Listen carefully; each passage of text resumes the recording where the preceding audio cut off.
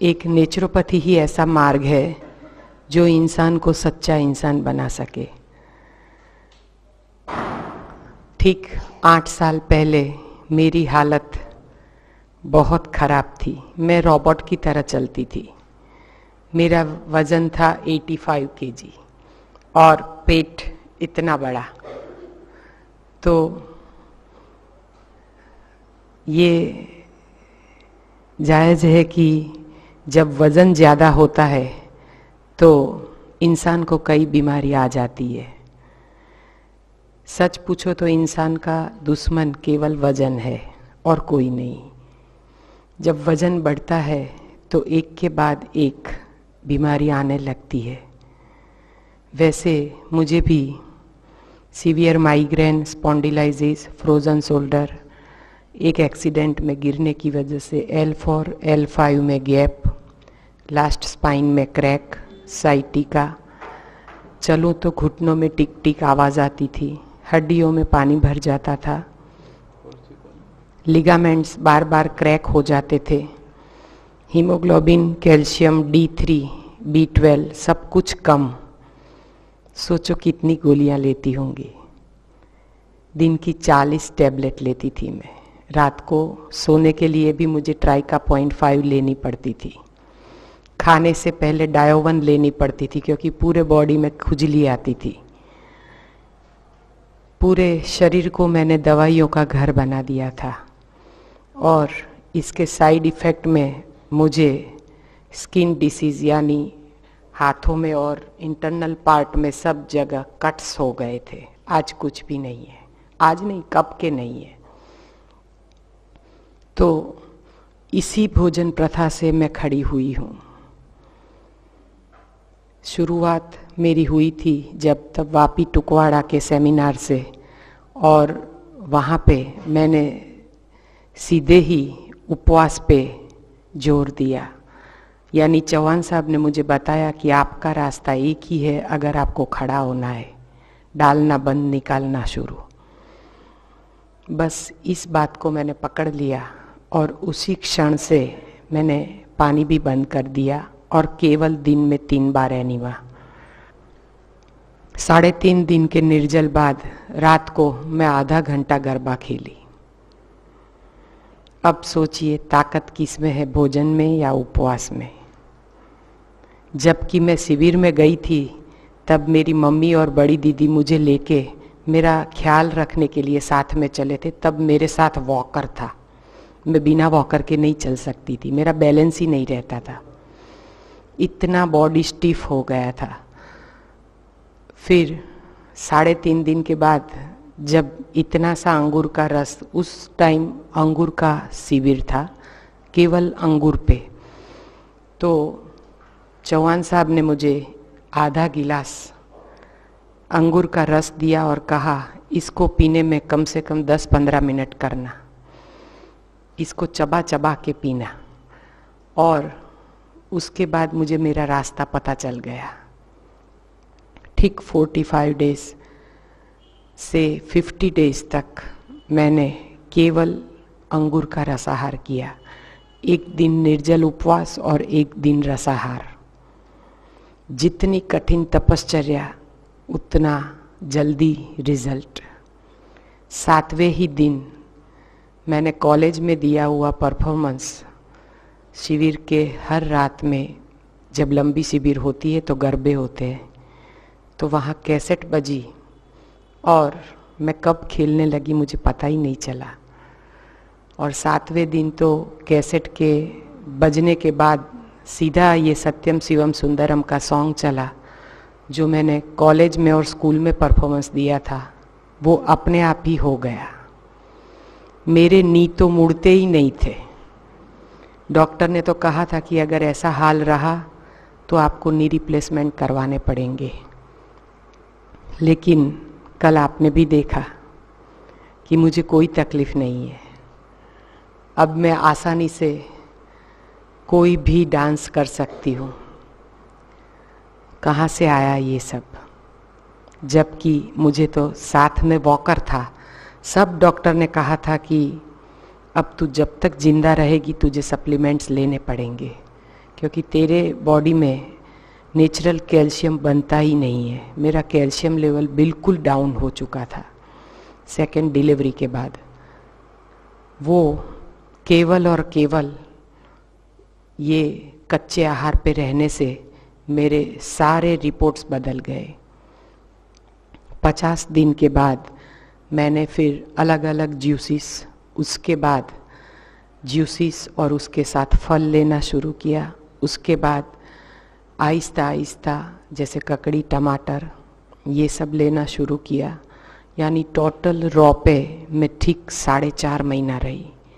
मैंने मुरमुरे का एक बूंद भी, एक दाना भी नहीं लिया और एक बूंद भी मैंने बाहर का कुछ पेट में नहीं डाला था।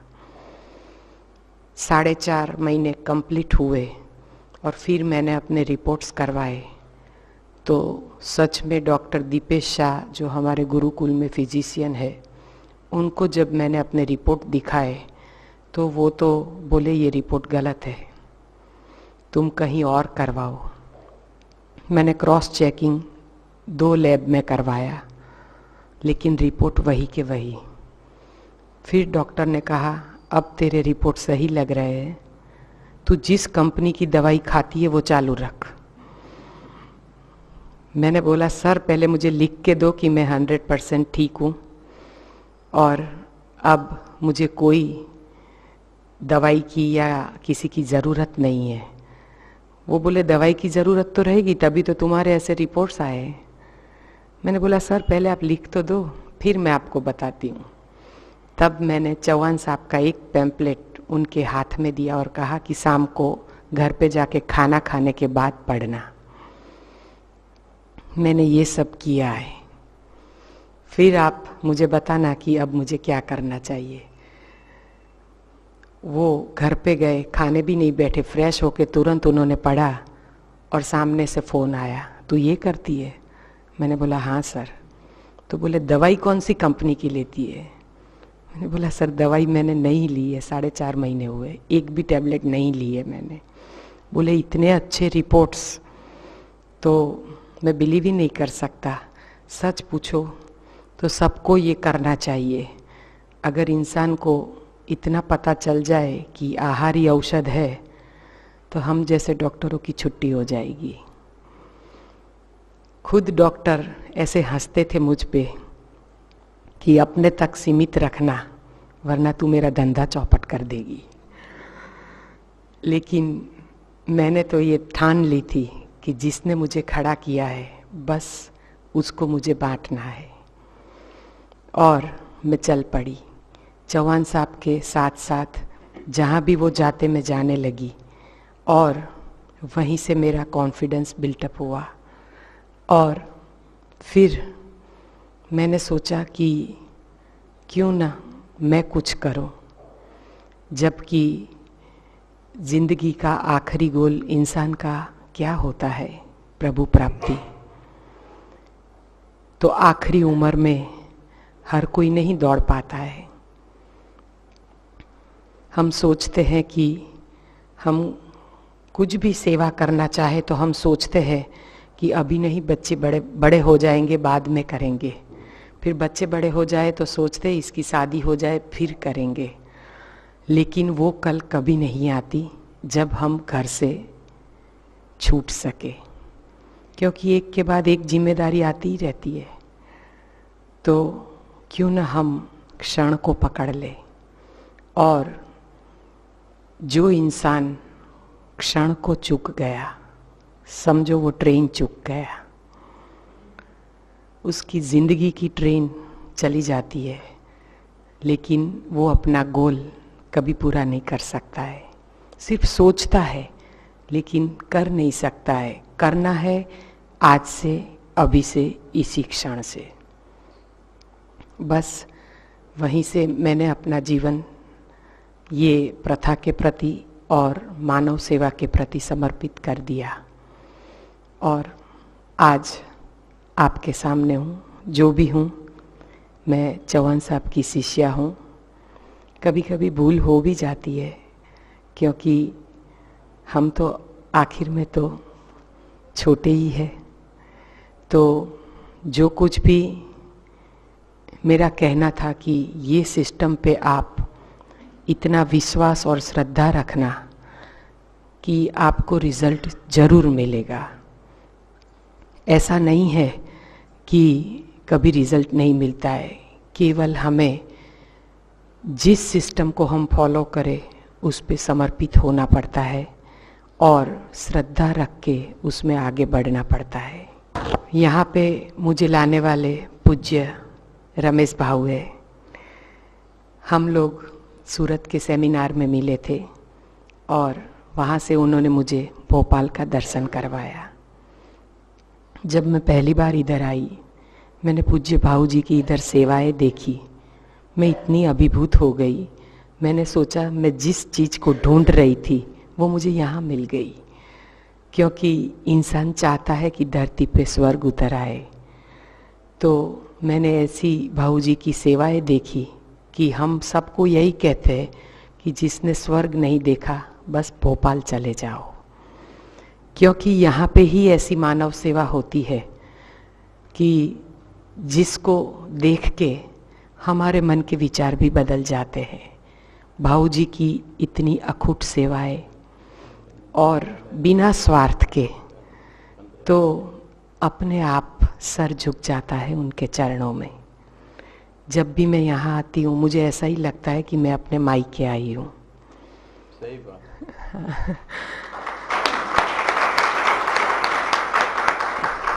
इतना सुकून मिलता है मुझे यहाँ पे आके कि मैं दुनिया की हर बात भूल जाती हूँ। हम भी संसारी है, घर में रहते हैं तो छोटे बड़े चढ़ाव उतार तो आते ही है, लेकिन यहाँ पे जब हम आते हैं तब सब कुछ भूल जाते हैं और ऐसा ही लगता है कि जैसे परमात्मा की नगरी में हम आ गए हैं। और यहाँ पे जो कुछ भी आपको दिखाने ले चले उनको आप बहुत ध्यान से देखना, क्योंकि उनकी एक एक चीज़ में इतनी मानवता आपको दिखाई देगी कि आपने शायद कहीं सुना भी नहीं होगा। ये अविरत सेवाएं जो चलती है वो परम पूज्य भाऊ जी के अनुसार, वो जो भी कहते हैं या सोचते हैं उनके अनुसार यहाँ पे सारी सेवाएं चलती है। और इसमें जो भी वॉलंटियर जुड़े हुए हैं, काफ़ी लोग हैं, उनका काफ़ी बड़ा परिसर है, स्कूल भी है, हॉस्पिटल्स भी है, वृद्धाश्रम भी है। लेकिन यहाँ पे आप जो देखोगे कि खास बेटियों के लिए जो व्यवस्था की गई है, शायद बेटी को इतना मान सम्मान और कोई नहीं दे सकता सिवाय भाऊ जी के। यहाँ पे पूज्य हीरू भाऊ जी है, पूज्य अर्जुन जी, रमेश जी, लता तेवानी जी, यहाँ पे जो भी लोग हैं इतने पूजनीय है कि हम सबको देखते हैं तो हमें ऐसा लगता है कि हम कुछ नहीं कर रहे। सच पूछो तो ये लोग ने अपनी जान लड़ा दी है इसमें, इस सेवा कार्य को आगे बढ़ाने में और इस आरोग्य केंद्र को इतना बड़ा बनाने में। पूज्य गुलाब सर जी जिन्होंने यहाँ का मैनेजमेंट किया है, सच कहिए तो आपको ऐसा मैनेजमेंट क्या कहीं और कोई भी शिविर में या कहीं भी जाते हो कहीं मिलता है आपको? नहीं। इतना प्यार यहाँ पे जो भी लोग हैं आपको कितना प्यार देते हैं। अगर हम इनके जितने भी शुक्रिया अदा करें कम है, क्योंकि यहाँ सब लोगों की भावना ही इतनी ऊंची है कि जो भी आए बस अपना है और हमें इसे ठीक करके भेजना है। तो इन लोगों की ऑरा हमें ठीक करके यहाँ से भेजती है। यहाँ से हम काफ़ी कुछ सीख के जाते हैं जब भी आते हैं। तो हर इंसान से कुछ न कुछ सीखना चाहिए। बस यहीं तक हम अगर सोच के बैठे रहेंगे कि नहीं नहीं हम यहाँ से जाएंगे, अभी तो दिवाली आ रही है, खा पी ले फिर करेंगे, तो वो दिन कभी नहीं आएगा। फिर तो हिंदुस्तान की कोर्ट की तरह सिर्फ तारीखें पड़ेगी। यहाँ तक कि वकील भी बदल जाते हैं, जज भी बदल जाते हैं, फिर भी उसका निर्णय नहीं आता है। तो ये नहीं होना चाहिए, हमें मजबूत होना है। यहाँ से हमें यही सीख के जाना है कि जो भी करना है इसी क्षण से, परिवर्तन के लिए क्षण काफ़ी है, और ये क्षण क्यों न यही हो कि हम यहाँ से ही कुछ लेके जाएं। तो आज हम लोग जाएंगे, और आपको हमने गलती से कुछ भूल कर दी हो कुछ कहने में, तो हमें माफ़ कर देना, आपकी छोटी बहन समझकर। सबको प्रणाम। हरि ओम।